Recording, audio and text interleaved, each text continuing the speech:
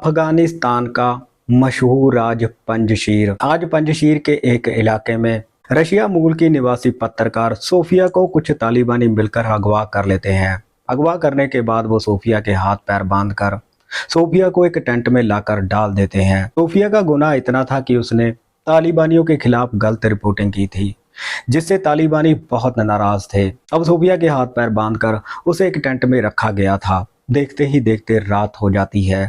रात होते ही 5 तालिबानी लड़ाके सोफिया के टेंट में आते हैं और सोफिया के साथ मार पिटाई करने लगते हैं। जैसे तैसे करके सोफिया भी पांचों के साथ भिड़ जाती है, लेकिन वो अकेली थी, इसलिए कोई मुकाबला नहीं था। अब पांचों तालिबानी थोड़ी ही देर बाद एक ही झटके में सोफिया के सारे कपड़े फाड़ देते हैं और उसके साथ अश्लील हरकतें करने लगते हैं। हालांकि सोफिया इस बात का विरोध करती है, लेकिन वो नाकाम रहती है। अब पांचों तालिबानी बारी बारी से सोफिया के साथ जबरन जिस्मानी संबंध बनाने लगते हैं। सोफिया लगातार चीख चिल्ला रही थी, वो लगातार इसका विरोध कर रही थी, लेकिन उसकी चीखने और चिल्लाने की आवाज़ सुनने वाला वहां पर कोई भी नहीं था। अब पांचों तालिबानी बारी बारी से सोफिया के साथ जबरन जिस्मानी संबंध बना रहे थे, जिसकी वजह से सोफिया की हालत खराब हो जाती है। यह खेल लगातार 2 घंटे तक ऐसे ही चलता है। दरअसल वो पांचों तालिबानी सोफिया के साथ जानवरों जैसा व्यवहार कर रहे थे, जिसकी वजह से सोफिया बेहोश हो जाती है। और जैसे ही तालिबानी देखते हैं कि सोफिया बेहोश हो चुकी है, तब वो उसे वहीं पर छोड़कर चले जाते हैं। इसके थोड़ी देर बाद सोफिया को होश आती है।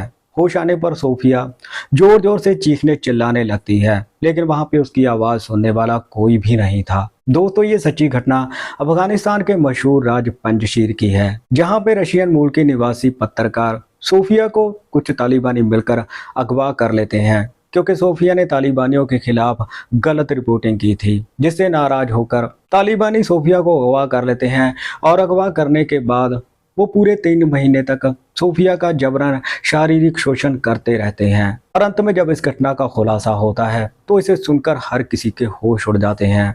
दोस्तों, दिल को दहला देने वाली इस घटना को आप भी आखिर तक सुनिएगा। आदाब, नमस्कार, सत श्री अकाल।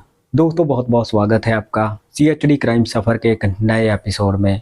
मैं उम्मीद करता हूँ आप सब ठीक ठाक होंगे। दोस्तों, ये चैनल अभी छोटा है, इसे आपके प्यार और सपोर्ट की बहुत ही ज़्यादा ज़रूरत है। इसीलिए वीडियो को देखने से पहले मैं आपसे ये रिक्वेस्ट करता हूँ कि चैनल को सब्सक्राइब और वीडियो को लाइक कर दें। और आप सबको मेरी तरफ से जन्माष्टमी की बहुत बहुत बधाइयाँ। 20 जनवरी 2020 रशिया का मशहूर शहर सेंट पीटरबर्ग, और इसी सेंट पीटरबर्ग में एक परिवार रहा करता था। परिवार के मुखिया का नाम जेम्स था। जेम्स के परिवार में उसकी पत्नी के अलावा 2 बेटियां थीं, जिनमें बड़ी बेटी का नाम सोफिया और छोटी बेटी का नाम हयात था। जेम्स का सेंट पीटरबर्ग में ही होटल का बहुत बड़ा कारोबार था, जिससे जेम्स को अच्छी खासी कमाई हो जाती थी। मतलब जेम्स का परिवार संपन्न परिवारों में गिना जाता था। जेम्स की बड़ी बेटी सोफिया पास ही के कॉलेज में जर्नलिज्म यानी कि पत्रकारिता की पढ़ाई कर रही थी। सोफिया, जिसकी उम्र 22 साल की हो चुकी थी, और सोफिया दिखने में बेहद खूबसूरत थी। सोफिया जिस कॉलेज में जर्नलिज्म की पढ़ाई कर रही थी, उसी कॉलेज में उसका एक बॉयफ्रेंड था, जिसका नाम पीटर था। पीटर और सोफिया एक दूसरे से बेहद प्यार करते थे। पीटर अक्सर सोफिया के घर पे भी आता जाता था। दरअसल सोफिया के माता पिता ने पीटर और सोफिया की शादी बचपन में ही फिक्स कर दी थी। मतलब इनकी जिंदगी एकदम मजे में कट रही थी। लेकिन तभी एक बहुत बड़ी दुखद खबर आती है, और वो खबर ये थी कि पीटर की पहाड़ों में ट्रैकिंग करते वक्त मौत हो गई थी। दरअसल पीटर पहाड़ों में ट्रैकिंग करने के लिए गया हुआ था, लेकिन ट्रैकिंग करते वक्त अचानक पीटर का पैर फिसल जाता है और वो पहाड़ से सीधा नीचे आ गिरता है, जिसकी वजह से घटनास्थल पे ही पीटर की मौत हो जाती है। अब जिसने भी पीटर की मौत की खबर को सुना था, उसके होश उड़ गए थे। दरअसल किसी को भी पीटर की मौत की खबर पे यकीन नहीं आ रहा था। हर कोई यही सोच रहा था कि आखिर इतनी जल्दी पीटर कैसे मर सकता है, लेकिन होनी को कौन टाल सकता है। लेकिन जैसे ही यह खबर सोफिया को मिलती है, तो सोफिया अंदर से पूरी तरह से टूट जाती है।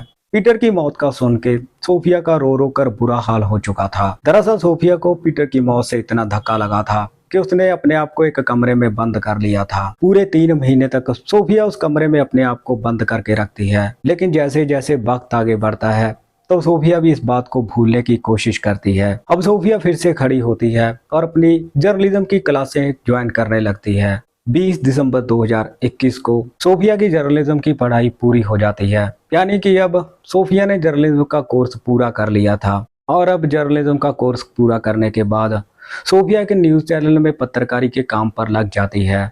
दरअसल वो न्यूज़ चैनल वाले सोफिया को अफगानिस्तान में रिपोर्टिंग के लिए भेजना चाहते थे, लेकिन जैसे ही सोफिया इसके बारे में अपने घर वालों को बताती है तो उसके घर वाले सोफिया को अफगानिस्तान जाने से साफ साफ मना कर देते हैं। वो सोफिया से कहते हैं कि अभी तो तुम 22 साल की हो, तुमने अभी नई नई पत्रकारी ज्वाइन की है, तुम्हारा ऐसे खतरनाक देश में जाना ठीक नहीं है। लेकिन सोफिया बहुत बहादुर थी, वो धीरे धीरे अपने परिवार वालों को मना ही लेती है अफगानिस्तान जाने के लिए। अब 13 जुलाई 2021 को सोफिया रशिया से फ्लाइट पकड़ती है और अफगानिस्तान में पहुंच जाती है।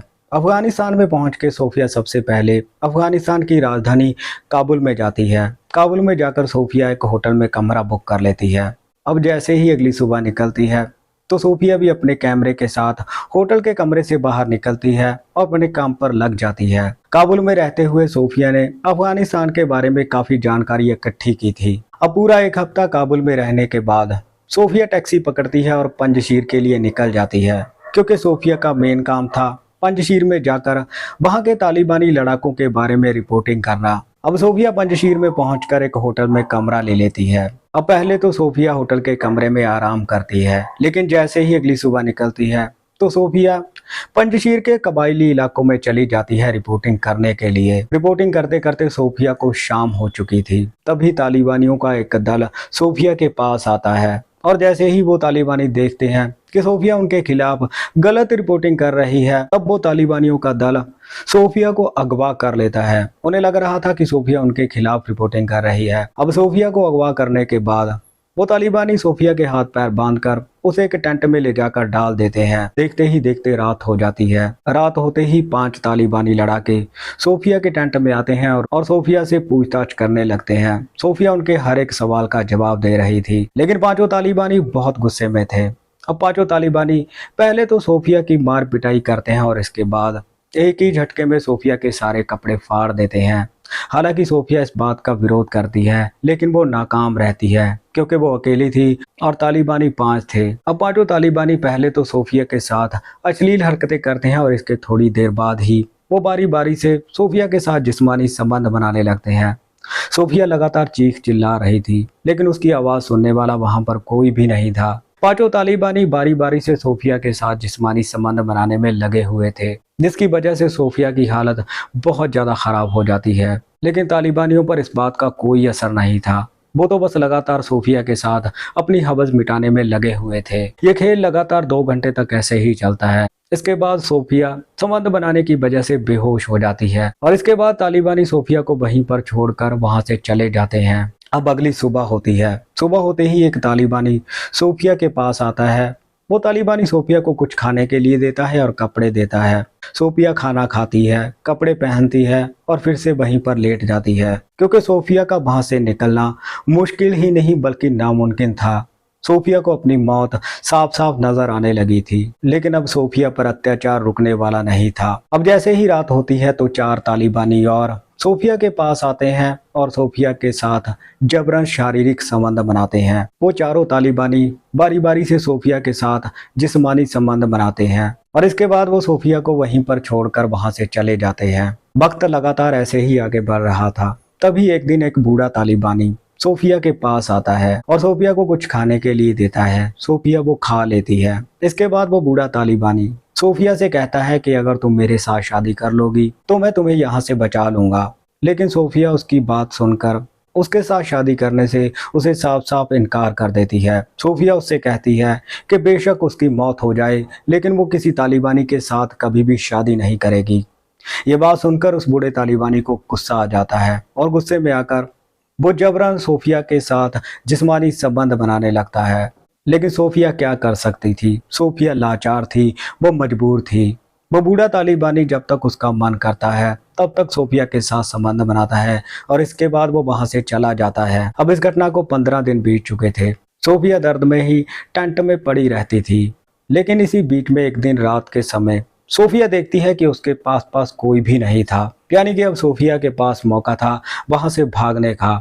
तभी सोफिया टेंट से बाहर निकलती है और बेतहाशा भागने लगती है और थोड़ी दूरी पर पहुंच के सोफिया की नज़र अफगानिस्तानी सुरक्षा दल पे पड़ती है।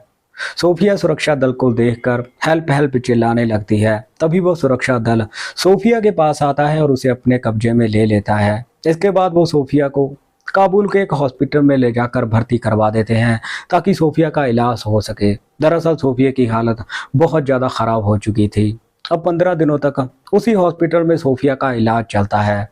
धीरे धीरे सोफिया की हालत में सुधार आने लगा था। सोफिया सुरक्षा दल के कमांडर को अपने साथ घटी घटना के बारे में एक एक करके सारी बात बताती है।